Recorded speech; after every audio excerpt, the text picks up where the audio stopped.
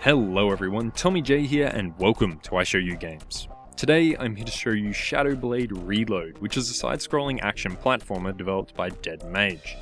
So Dead Mage is an indie developer, and they've in the past developed a few other games such as Garshasp, the Monster Slayer, and Garshasp, Temple of the Dragon, and I have no idea if I pronounced either of those correctly, but they were both third-person hack and slash games. So yeah, Dead Mage is changing up the genres a little bit with this game. Anyway, let's have a quick look at the settings before we get into it. So as far as graphic settings go, they're pretty much non-existent. You've got resolutions and then windowed mode, and sound effects you have music and sound effects as well as sliders.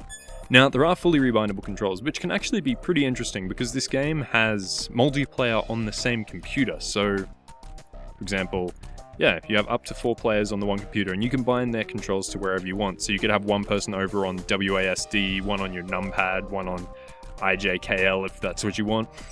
So yeah, that's pretty cool that that's there. Now it does also have gamepad support. I don't have one plugged in at the moment, so it's not showing up, but yeah. Anyway, let's get into the game itself. So there's 2 modes. There's play, which is what I'm in at the moment, and then there's race. Now race is just your multiplayer mode where you're racing against the other people and you're all on the screen at once, so that can be pretty interesting. But anyway, as far as the single player mode goes, you've got 60 levels spread out over 4 chapters, and they have different mechanics and stuff. But yeah, let's get into it. Actually, before we do, you may notice the screen's moving around a little bit, and that's because I'm moving the mouse. Now I do have my mouse turned off, so you can't actually see the cursor because it'll just get in the way when I'm actually doing the levels, because they aren't reliant on mouse control whatsoever. But there is full mouse control in this menu if you want it, or you can do it with the key bindings. Anyway, let's go. Let's just start on this level. Now, this is the game. This little ninja guy, you can jump, you can swing your sword, you can throw shuriken, and you can dash. And that's pretty much it as far as the controls go. So nice and simple, easy to control, always good. Now the point of this game is you pretty much want to get through the levels as fast as you can while collecting secrets and all of the power orbs. There's an enemy, just killing him. So that there is a secret, not very secretive I know, but we are just playing on the normal difficulty. Okay, so let's keep going. Now, this game was originally on iOS devices, so iPod, iPad, that kind of thing, which means a couple of the levels are reasonably short. I mean, as you saw there, I just finished that level in, what, 51 seconds? But there are a whole lot of them. Anyway, so that's just one level on normal. Now, as I mentioned, you collect the orbs, you find the secrets, and you try and finish in the quickest time possible. I got a B for that, which, yeah, is average, I guess. I think it goes from D up to S. And let's just show you another level anyway. So yeah, as far as the controls go, and playing the actual game goes, it's rather smooth. Like, you feel like you're in control. You'll never really have a problem where you've died because yeah, it wasn't your fault. Let's just keep going, kill some people, and died. Actually, on the dying because it's not your fault, when you insta-kill an enemy if they're not watching, if I just jump up here, that second guy saw me. Now, what that means, because that second guy saw me, is that he's going to start swinging at me, even though I'm in this insta-kill kind of animation. So if I just kill you that way, and then get him, I won't have any problem. But yeah, because... let's go this way, find all those orbs. Because you are stuck in that animation, it means that you can't really react, and you can't break it, as far as I know. Which means that you are stuck in it, and you can die because of it. But if you're thinking, just planning ahead, then you should be right. Let's just, try and collect all the stuff. So, as far as the animation quality and stuff goes in this game, it's actually pretty good. Like, you'll notice that there's a whole lot of stuff happening. It looks smooth, looks pretty good. Which is always nice, particularly in a game like this where animation is a large focus. Anyway, that was 2 levels pretty quick. Now, there are 3 difficulty levels: normal, hardcore, and masterclass. And they do it in a bit of an interesting way, so I might just show you that. We'll go back to level 7. If you remember the start of that level, you may notice that it's changed a little bit. But, whoop, almost died. It's still the same level. It's just harder, which I think, oh god, is a really, really cool way to do it. So yeah, what it does is it keeps that same base level, and it just makes all the parts harder. It doesn't necessarily make enemies any better or, oop, died, or anything like that. Let's just throw that at you. And yeah, I think that's a really, really good way to do difficulty. Let's just jump up here. Now, you can just wall jump against one wall, which you will often have to do. You are dead.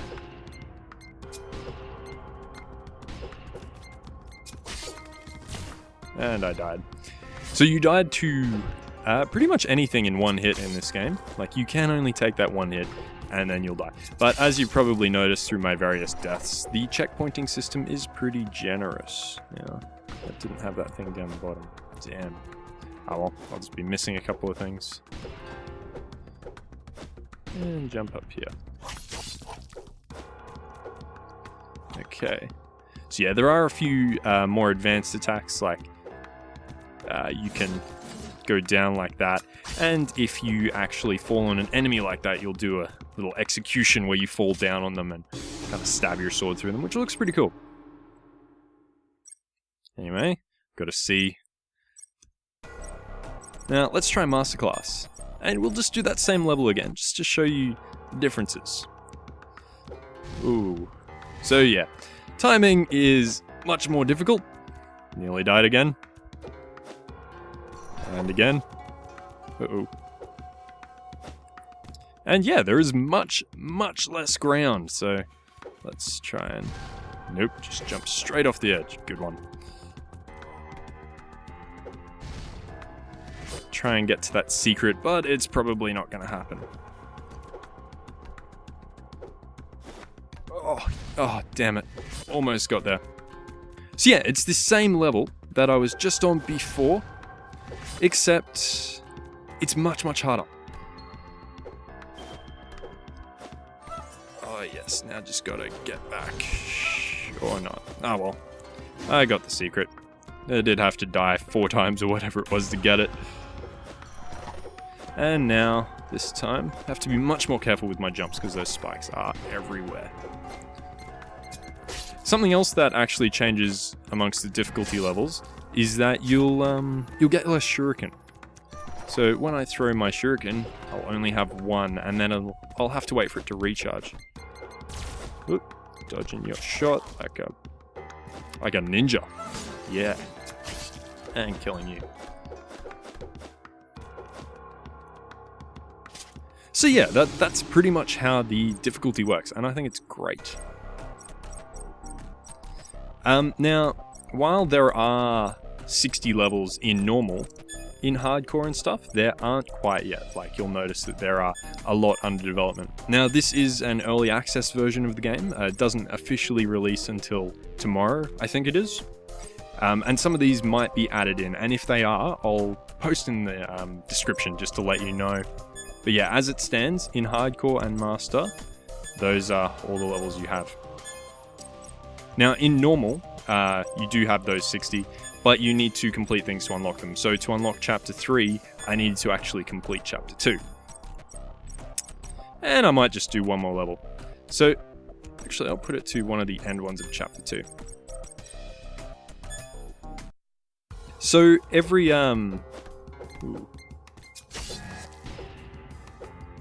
chapter does have its own unique mechanics. Ooh. And there's that downward stab I told you about before.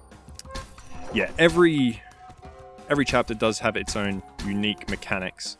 And what that means is that you will experience different things. Ooh, dead. Okay. Thankfully, that checkpoint is reasonably close. Now let's get across there. Good, there we go. And that was just to get to secret. And continue. So something else this game has going for it is its sound effects, and they're actually pretty good. So for the rest of this level, I might just let you listen to them.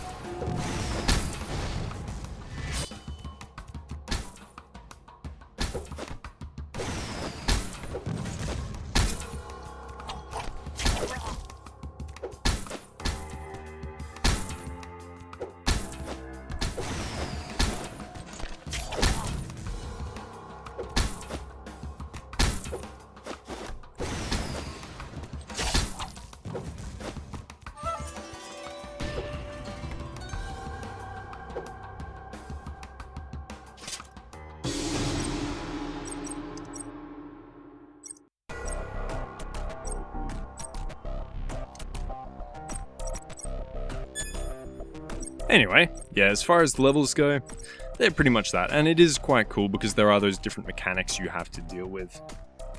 Anyway, there is one final thing that I think really adds to the longevity of this game, and that is the level editor. So you do have a full-on level editor. Now, at the moment, it's not incredibly fleshed out. Like, I'm not sure if you can add in any more of these black walls, but you can just kind of make your own little level, which is cool. And yeah, it will definitely add to the replayability that the game has. And just put some enemies there. Chuck a couple of collectibles, put the secret up there. Couple of orbs. And just playtest it and not be able to reach the secret. Oh, there we go. Got it. Nailed it. Fastest level ever. Anyway, yeah, so it is possible to make those levels. You make them on whatever scale you want, and I assume that'll get a bit more flashed out in the future. But yeah, you can save them and share them with friends and all that kind of thing. So one other thing is that the devs have a whole bunch of things listed that they want to patch into the game at later dates. So that includes things like new levels. I assume that means just filling out the levels they already have. So there'll be 60 of each difficulty. New music, leaderboards, both for your friends and possibly online, like world type leaderboards. Achievements, a full workshop integration, so for level editor and that kind of thing, as well as a Linux version, because at the moment I believe it's only on the PC. Anyway, overall, this game is quite enjoyable. It's fast, it requires some actual thinking about what you're doing, and yeah, it's quite fun. The controls feel good, and you do actually feel like you're playing as a ninja. Also, there are a ton of levels, and I think the whole changing the level to make it harder while still having the same base layout thing that they have going when you turn up the difficulty is a very, very cool idea. There's also a degree of replayability, in that there is the level editor, as well as the scoring system, so you may want to replay levels just to get a higher score, because, yeah, as mentioned earlier, those leaderboards let you compete with your friends when they're added in. So, also the game, as a PC port, does quite well, particularly considering that it was originally an iOS game, since you can use a keyboard with fully rebindable controls, or just a gamepad or controller. Anyway guys, this has been Tommy J with I Show You Shadow Blade Reload. If you found the video helpful, feel free to favorite, like, and or subscribe. Thanks for watching and have a good one.